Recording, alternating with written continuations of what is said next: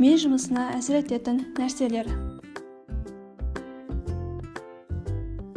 Ең бірінші ол айта кетерлік ұйқысыздық. Соңғы 100 жылда адамдардың ұйқысы 20%-ке кеміген екен. Ұйқысыздыққа ұшыраған жандар өздерін өте әлсіз сезінеді. Ұйқының миға қатты әсер ететінін ұмытпағанымыз жөн. Екінші, таңғы астан бас тарту. Тана халқымыздан таңғы асты тастама деп айтуы бекерден бекер емес. Өйткені адамның күндізгі көңіл күйі және жұмысқа деген ынтасы тікелей таңғы асқа байланысты. Таң ертеңгі тамақтан бастатсаңыз, қаныңыздағы қант мөлшері төмендейді, ал ол миға кері әсерін тигізуі әбден мүмкін. Үшінші, темекі шегу.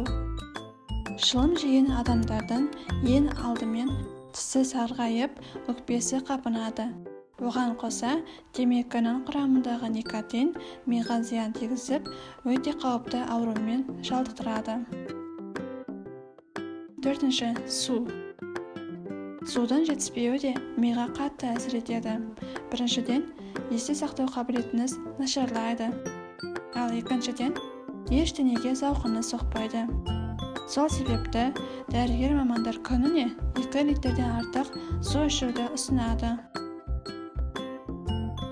Бесінші, артық ақпарат. Бізге қабылданған ақпараттың бәрін ой елегін өткізіп, сараптаудың қажеті жоқ. Өйткені, оның ішінде бізге пайдасыздар да бар. Осы айтылған ақпараттар кеңестерге құлақ түріңіздер. Дені сау адам табиғаттың ең қымбат жемісі екенін естен шығармайық, достар. Пайдалы кеңес ұнаған болса, әдеттегідей лайк басып, жылы пікіріңізбен мені қуантып қойыңыз.